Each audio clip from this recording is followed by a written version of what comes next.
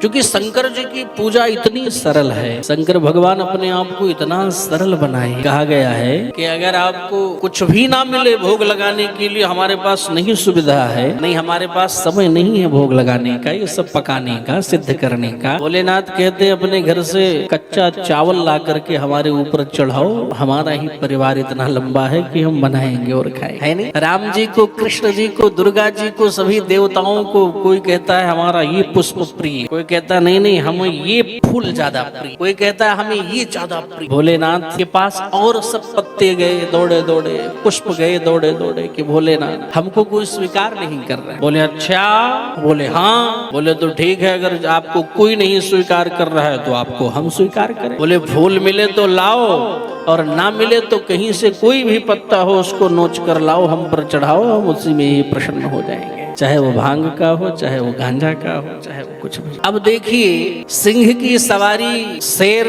की सवारी माता जी करने लगे, नंदी बाबा भोलेनाथ की सवारी बने, चूहा गणपति जी की सवारी, भाई सब अपने अपने स्थान पर, मयूर कुमार कार्तिकेय जी की सवारी, गरुड़ भगवान नारायण की सवारी, ये जितने सांप वगैरह थे, नाग वगैरह थे, ये सब रोते बिलखते भोलेनाथ के पास पहुंच गए, बाबा बाबा हमारा क्या हो। बोले मतलब हमें तो कोई स्वीकार ही नहीं कर रहा है, हम जिधर जाते हैं लोग डंडा मार के हमको वहीं से भगाना प्रारंभ करते, हमको कोई देखना नहीं चाहता। भोलेनाथ ने कहा ये बात है? बोले हाँ। बोले भैया देखो अगर ये बात है तो अगर आपको कोई नहीं स्वीकार कर रहा है तो हम आपको स्वीकार करेंगे। और भोलेनाथ ने ये नहीं कहा कि स्वीकार करेंगे हमारे घर में आकर रहो, बोल उठा करके और भोलेनाथ ने अपने गले में ही लपेट लिया नागों को, आओ हमारे साथ रहना। और जिस दिन से भोलेनाथ ने गले में लपेटा उसी दिन से नागों की भी पूजा प्रारंभ हो गई। आया तो भोलेनाथ किसी को छोड़ ही नहीं रहे, सबका सम्मान करते हुए आगे बढ़ रहे, कोई भी हो सबका सम्मान करते। और हद तो तब हो गई मेरी मैया आई ताई, हद तो तब हुआ जब भूत प्रेत भी भोलेनाथ के पास आ गए। महाराज हमको देखते ही घर में हनुमान चालीसा प्रारंभ होता, हमको देखते ही लोग गायत्री मंत्र चालू करते हैं, महाराज हम कहाँ जाएं आप। थोड़ी सी शंका भई नहीं कि चालू कर दी, जय हनुमान ज्ञान गुण सागर जय कपीस लोक उजागर, रामदूत अतुल कमल धाम अंजन पुत्र पवन सुत नामा, महावीर विक्रम बजरंगी कुमति निवार सुमति के सिंह। भोलेनाथ हम कहाँ जाए, या तो हमें भूत प्रेत बनाते नहीं आप, और बना दिए हैं तो सरकार इस प्रकार से हमारा तिरस्कार ना करो। भोलेनाथ ने कहा अच्छा,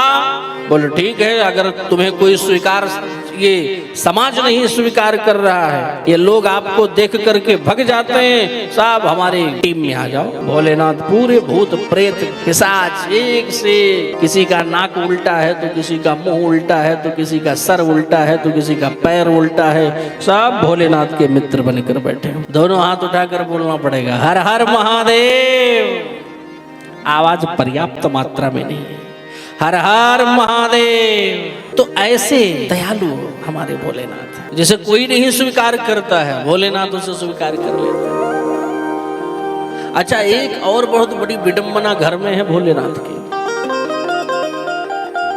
भोलेनाथ के घर में जितने भी लोग रह रहे हैं एक दूसरे से किसी दूसरे की पटती नहीं है, भयंकर द्वंद्व है कि नहीं है? हाँ बड़ी दुश्मनी है, एक दूसरे को देखना पसंद लोग नहीं करेंगे।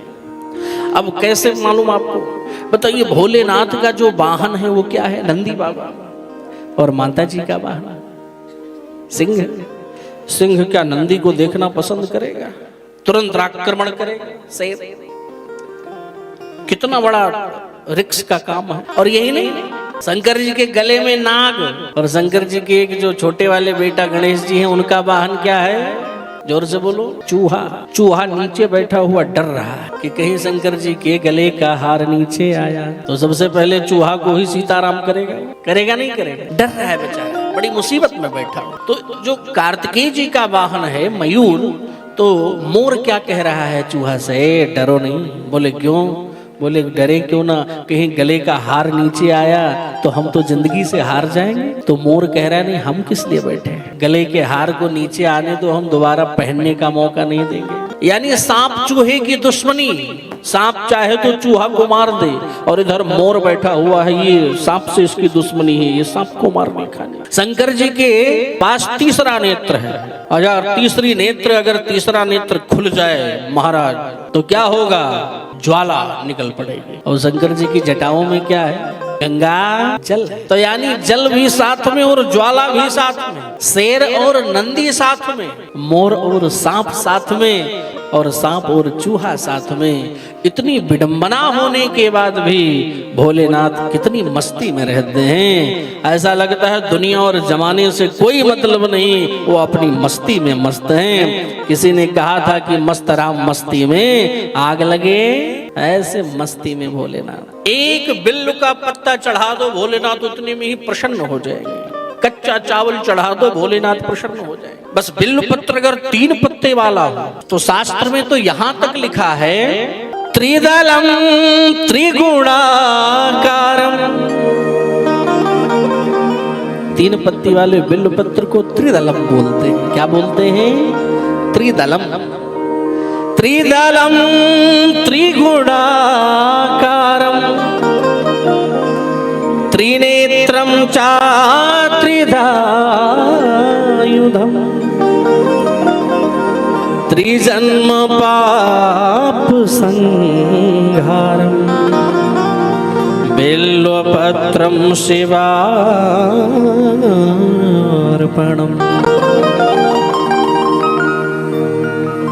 केवल एक पत्ता बिल्वपत्र का चढ़ाओ तो शास्त्र क्या कह रहे हैं, त्रिजन्म, एक जन्म नहीं अपितु त्रिजन्म, 3 जन्मों के हमारे पाप ताप संताप सब कुछ भोलेनाथ समाप्त कर देंगे और हमें परम पावन पुनीत बना करके अपने चरणों में रख लेंगे।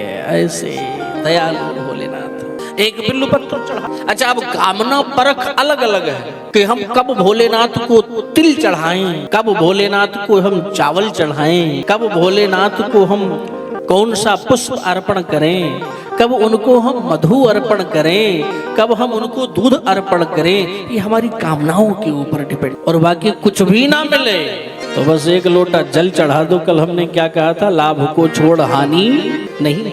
कभी कभी लोग कहते हैं महाराज एक बात बताओ, कहीं कहीं हम जाते हैं तो शंकर जी हमको मिलते नहीं है, दूर जाना पड़ता है, कहीं समय नहीं मिलता है। एक बात बताओ, शिव महापुराण में निवेदन किया गया है कि अगर भगवान शंकर जी की मंदिर ना बने तो अपनी इस अंगूठी को ही शिवलिंग मान करके और इसी पे ही अगर आप भगवान शिव का ध्यान करके अगर एक लोटा जल चढ़ाओ तो भी आपका लोटा ये जल मान्य हो जाएगा मेरे भाई। अगर शंकर जी नहीं मिल रहे हैं, आप आटा लगाती है ना, आटा क्या बोलते हैं मराठी में, आटा को आटा ही बोलते हो, तो आटा लगाते लगाते अगर आटे का शिवलिंग बना करके वहां जल चढ़ा दो महाराज तो वो भी मान्य है आपका। अब अगर मिट्टी का बना लो तो फिर कहना क्या है। तो ऐसे दयालु भगवान भोलेनाथ। बस अंतर ये है कि कुछ भी चढ़ाओ प्रेम पूर्वक चढ़ाओ, श्रद्धा पूर्वक चढ़ाओ। फिर भोलेनाथ की कृपा देखो। आपने तो कई सारी कथाएं सुनी होंगी कि जितनी हमारी चाह नहीं होती है उससे अधिक हमको भगवान दे देते हैं। क्योंकि जो भी आज के डेट में मंदिर जा रहा है वो केवल श्रद्धा पूर्वक ही नहीं जा रहा है। अगर इस भाव को लेकर जाने वाले लोग हैं तो बहुत कम लोग हैं कि बस कृपा आपकी बनी रहे भोलेनाथ।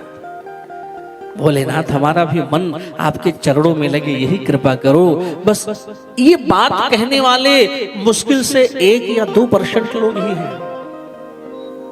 बाकी 98% लोग 2 लोटा जल चढ़ा करके महाराज पूरी फैक्ट्री लगवाने की बात करते हैं।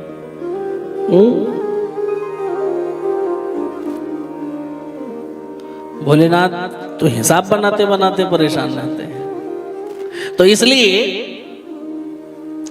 ऐसे दयालु भोलेनाथ हैं कि जो भी करो श्रद्धा से करो।